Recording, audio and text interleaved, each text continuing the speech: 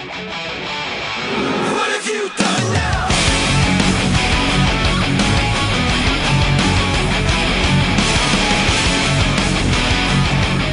It's Mike with Tech PV, and as we roll into the 2009 year with Tech PV, you're going to see our focus is going to change a little bit from some of the super expensive high-end guns to the more entry-level guns, the woods ball market, the pump gun market. It's not that we haven't, it's not that we don't care about that. It's just that we just haven't gotten to it yet. It's still a major part of Tech PV. It's what I love to do. I love playing woods ball. I love messing around with entry-level guns. I love messing around with pump guns. We have a lot of shows planned coming up with pump guns. Now, today's pump gun show, I did a show a couple weeks ago about the Lightning autococker pump gun, okay, which is a cool little pump gun because that was basically a lightning reflex. A die reflex. Repackaged into a Psychoballistics Lightning. It's a cool little pump gun to start with. Now, First Call Paintball told me that they have sold out of the Lightnings. They sold out a little while ago. Not really like Tech PV sold out. It's more like they just don't have any more in stock. So I'm starting to get emails now about, they don't have any more in stock. What do I do? Got another autococker, another pump conversion. And today what we're going to use is the autococker Trilogy. Okay? This is Wargame Products entry-level autococker. Now, they are selling these right now for $60 over at ansgear.com. $59.95, I think, at ansgear.com with free shipping, which is a great deal. Great deal. So you can go on there right now, and for $59 shipped to your front door, you can pick yourself up an autococker Trilogy, which actually is not a bad semi-auto gun, just for something to mess around with. It's got a gas-through foregrip because it doesn't need a regulator because of the valve design that's in there. And it's already got an ASA on there already, so you're kind of a couple bucks ahead. The barrel doesn't have any porting on it. It's not exactly a super fancy barrel, but we're also getting a gun for $60. It's got a nice little barrel sock. I think it's got some tools in here. Some extra O-rings and stuff like that. So just a cheap little gun, $60. You can't beat it. So what we're going to do now is we are going to convert this to a pump gun. Now, I haven't messed very much with the Trilogies, so you guys are going to get to watch me do this full time, and if I screw it up, you guys can make fun of me. So here's what we'll do. Probably the first thing I'll do is let's go ahead. Now this is a direct mount ASA. It's not an on-off. You guys always know what I love to do. Take Tri-Flow, put a couple drops inside the ASA on the threads. It makes the tank a lot easier to screw in and out. So let's go ahead and screw a tank into it. Okay, gun works fine. I kind of like this gun. The main reason why I like this gun for a pump gun is that there's a lot of two-finger grip frames that are out there. This one is what it's called a 1.5. I don't know really what that means, but basically what it means is the trigger is slightly longer than a single frame trigger. It's not a two-finger trigger, it's not a one-finger trigger, it's kind of in the middle. But for a pump gun, this should work really, really well. But this gun right out of the box is already timed. Let's see if it's timed. Yeah, so it cocks, it fires, then it cocks, which is good. So far so good. So there's no air leaks, nothing really too crazy that we got to be worried about with the gun. Always good to test it out first before you rip it apart. You don't want to make problems worse. Let's go ahead and start taking it apart. So we're going to remove the barrel that's on here. Another common question that I would get too is, if I buy a pump gun, should I go with a small bore barrel? Yeah, you want to go with a very small bore barrel.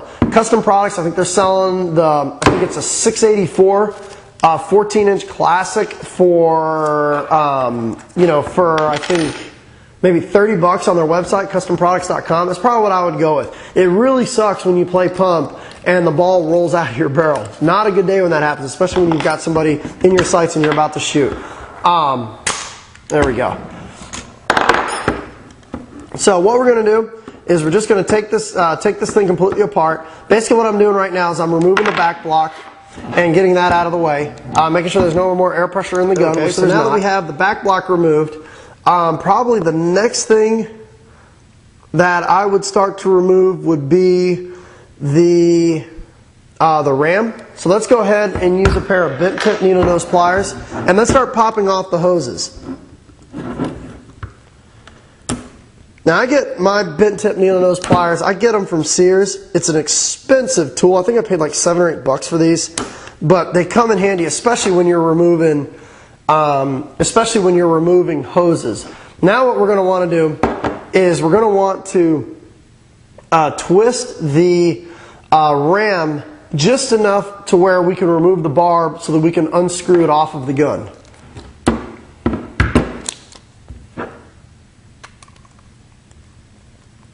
Okay, it looks like that's about all we're going to get, which was about 1/8 of a turn. Using the bent tip needle nose pliers again, we will start to unscrew the barb. Now you want to save all these parts. You know, when you pull them off your gun, you never know when you're going to want to put your gun back into semi-auto, or you're going to be bored one day and you're going to want to mess with it. Okay, so let's go ahead and get the hose out of the hose guide. Now we can use our pliers again and start unscrewing it. Like I said, I haven't done this yet. I mean, I have installed pump kits on guns before, but let's go ahead and grab the adjustable.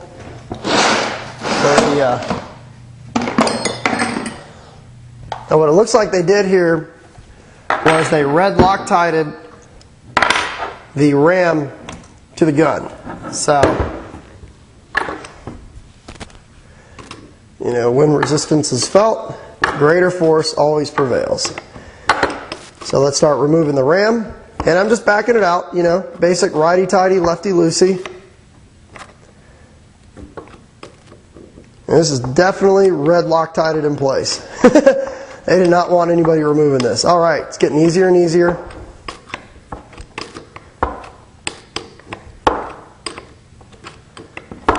Okay.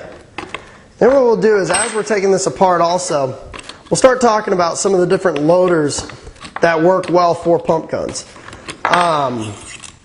Obviously, autocockers right now, you do not have an adjustable feed neck. You don't even have an adjustable feed neck option.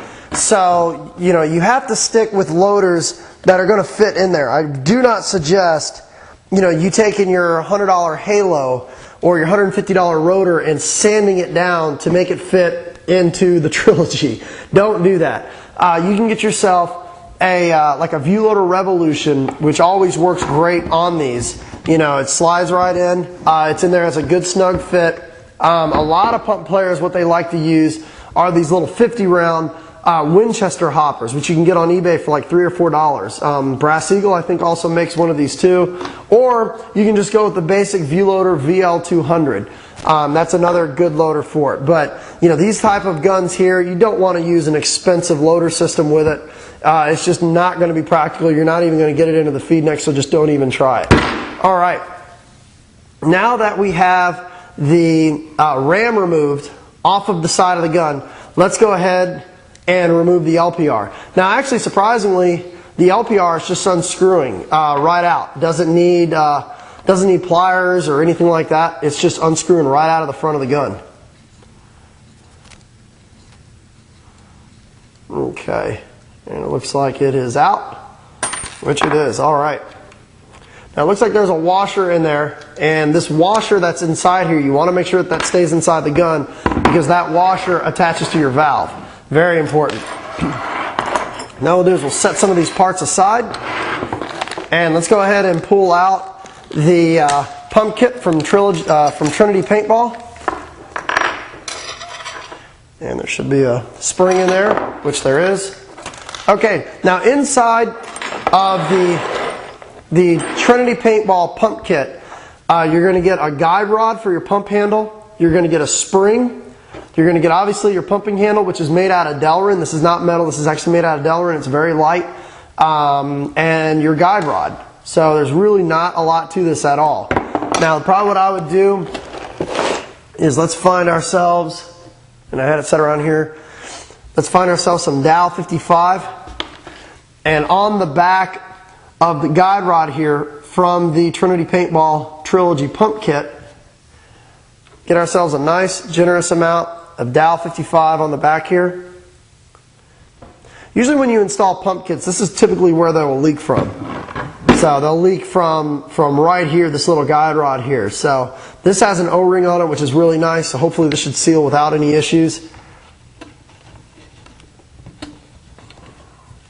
And now all we're doing is we're just screwing in the guide rod into the front of the gun. Tighten it down. Done. All right. Now what we'll do is let's go ahead and put the handle in here. And let's drop the spring into the front. There we go. Okay. All right, now basically what I'm just doing right now is I'm just testing it out for binding. It's not binding at all. And the Trilogy pump kit, what they've done is there's a little kink in it so that it goes through the hole.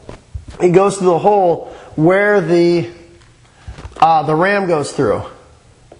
Okay, so there's a hole right here, and the Trilogy has a a bent rod that goes right through where that goes. So there we go. Now that we have the pump rod on there, this is a very easy installation from here. What we'll do is let's go ahead and install the back cap. Okay, now you don't have to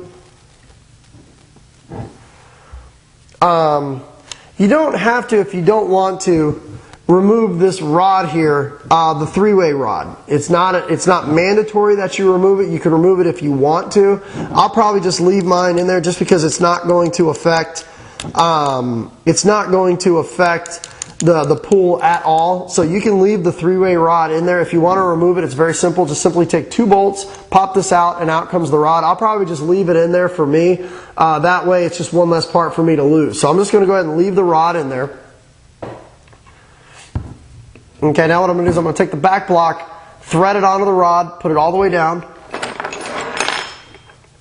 Let's go ahead and take the bolt, put it in place. Let's go ahead and take the cocking rod, put that in place. Let's go ahead and put the stock barrel on here. We are almost done with building our own little pump kit. This is kind of cool because this is actually, a sub, for $60 for the gun plus about $40 for the pump kit. I mean, you're talking about a pump gun for sub $100. Let's go ahead and put our tank on here and let's test it out. You always want to cock autocockers before you put it in there. Okay, let's see. That looks good to me. Very easy. I mean, we have no leaks, no problems with it whatsoever. And we can take our little 50-round hopper, stick it on there. We got our 50-round hopper on the gun. I mean, we're ready to go out there and play pump with it right now. So that's how you install a Trilogy pump kit on an autococker, on the autococker Trilogy. And this is very, very simple stuff to do here. So hopefully this helps out. Sorry that the lightning ran out, but you know what? Go pick up this gun for $59 from ANS Gear. Go to trinitypaintball.com, pick up the Trilogy pump kit, and within 5-10 minutes, you just built yourself your own pump gun. Awesome little pump gun. So hopefully this helps. Thanks for tuning in.